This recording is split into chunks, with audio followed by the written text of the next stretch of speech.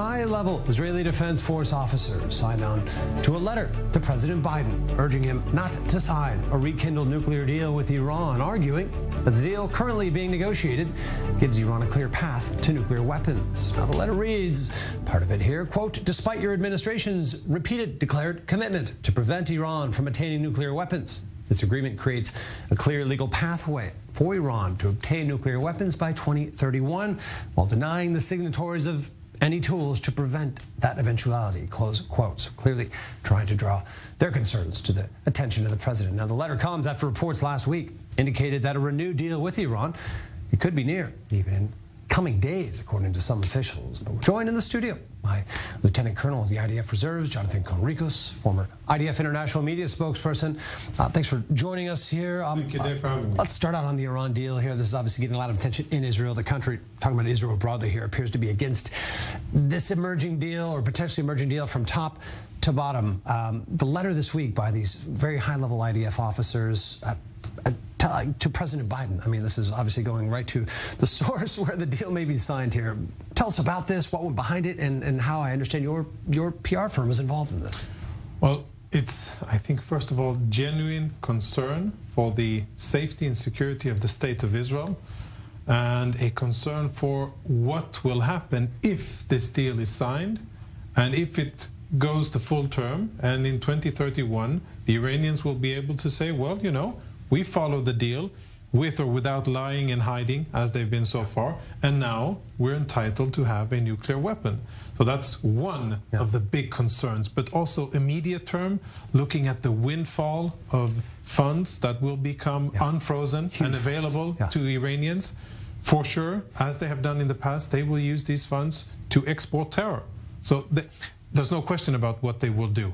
And this will grow instability in the region. It may cause a regional arms race. Sunni states like Egypt, Saudi Arabia, and perhaps others will say, well, if the Shiites are having one, we need one as well. We need to balance the equation. And that can lead to a very dangerous spiraling effect. Chain of proliferation across the region. Definitely. So that's something that I think, and these senior Israeli officers, dozens of serious people. Yes. I want to mention that here. These aren't politicians. These aren't anyone looking for attention. These are some of Israel's most serious people. No, these are people who deal very focusedly on security. They don't meddle in politics.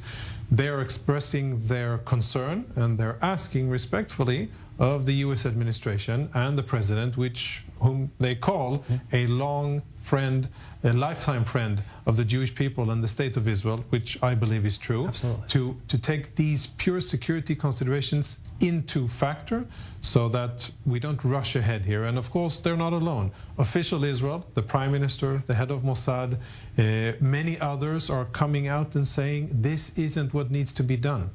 Now, I'm not aware of any prominent movement inside Israel that's arguing for a deal at this point. I mean, it's remarkable to see just how sort of wall-to-wall the country has come out against it now.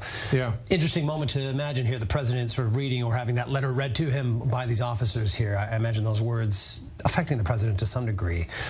Hopefully so. This administration, though, appears to really want to reach some kind of deal with the Iranians right now.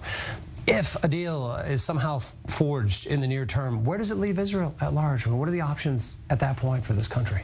You know, Brigadier General Yossi Cooperwasser, who is one of the signees on this letter, former senior in IDF intelligence, he said, well, if it's signed, that doesn't mean that that's the last card and that Israel won't have additional cards to play and additional actions to take. I think that Israel will continue what it has been doing for a long period of time with attacking, undermining, and constantly chipping away at Iranian nuclear weapons efforts, and perhaps Israel will need to escalate. I'm sure that nobody, not the signatories of that letter and not the Prime Minister and anybody else in official Israel, want that escalation. But unfortunately, it seems as if Israel will be forced, if this goes into effect, to take a much more proactive stance. And I mean, the nuclear issue, just one of the layers of the standoff between Israel and Iran right now in the region here. What we're seeing now, I mean, there's a lot of alleged strikes. I mean, almost every other day, Syria and media, government officials saying that Israel struck something else up there. Yeah. It appears that Israel, and the U.S. included, has been striking Syria openly in the last couple of weeks. sort of separating the issues here right now in terms of the nuclear issue and the regional meddling? I mean, it appears there's no slowdown in trying to stop Iran's encroachment in the region. Looking at tied together, but a separate issue. Some believe that it's separate. Some believe that everything is part of the same negotiations between the sides. Some of the negotiations are done in Vienna. Some of them are done in Syria. Some of them are done in Lebanon by Hezbollah, and with Iranian influence over Gaza, they're done with the Islamic Jihad in Gaza as well. I personally see it as if Iran is attacking on several fronts simultaneously, using their proxies in Lebanon, Gaza, in Yemen and elsewhere, and then using the Quds Force elsewhere in Europe, in the US, trying to destabilize and attack Israeli targets. We've heard, successful thwarting of attacks in Turkey. That's part of the game as well. And then on the really big strategic level, negotiating, playing hardball with the Americans and the EU, and really pushing the envelope in terms of what they are going to agree to or not agree to in terms of curbing their nuclear arms deal. Certainly, it's a consequential struggle. It's playing out on a lot of levels here. We follow closely. Jonathan, while I have you, I want to get your perspective on another story in the news today. Leave Iran for a moment, though. Tensions in the West Bank, they're high again. No surprise, after 2 Palestinians were killed early today in separate clashes with Israeli forces deployed on counter-terror missions in the West Bank. But one of the dominant stories in the Palestinian street today, it's about Khalil Awawdeh. I'm getting his name right, Awawdeh, excuse me, a 40-year-old father of 4. He's been held by Israel without charge or trial by the country. Just announced that he'll stop his nearly 6-month hunger strike after reaching an agreement that'll see him released in early October. Now, Israel alleged that, he's an active member of the Islamic Jihad terror group. Allegations he denies. The group has demanded his release was part of the ceasefire that ended the 3 days of heavy fighting in Gaza earlier this month, without confirming whether or not he's actively a member. Jonathan, I want to get your thoughts on this. This has just drawn our attention again to the issues of administrative detention in Israel. This type of thing really resonates in the Palestinian street. Seen as a victory, I think it's being framed as a sort of a major victory in some ways that he's reached this deal. How impactful is this incident, this moment, these types of moments dealing with Palestinian prisoners? Yeah, we'll know how impactful it is only in a few days. We'll see what comes out of it. But respect to the man for sticking to his struggle. We've seen other examples in the past of who were less successful, less honorably, and ended not as triumphantly. But to be serious here, it's always difficult to understand what the ISA and the IDF know about terrorist operatives. Right.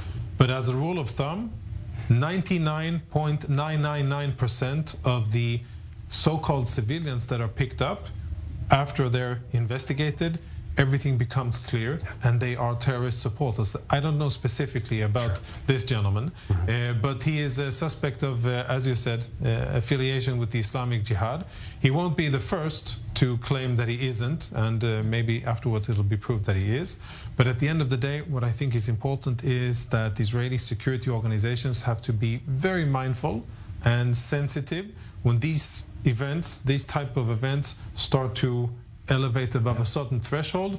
They need to pay attention. I think now they are paying attention in order to mitigate the situation and make sure that it doesn't spiral out of control and become, as you say, a significant, really big event. Yeah, certainly. As you mentioned, you're right, these administrative detention cases are so much based on intelligence, really secret sources and information. It's not exactly, it's hard to deliver these type of things, explanations to the public. So there's, well, I mean, everything is based on intelligence, right? Israeli troops, they go night and conduct raids, and they pick up terrorist operatives in their homes. All of that is based on intelligence. Now, you see very few errors on that. So I judge by that criteria that the intelligence is sound. It's a tough conflict, no doubt. Jonathan Conricus, thanks for being with us, as always.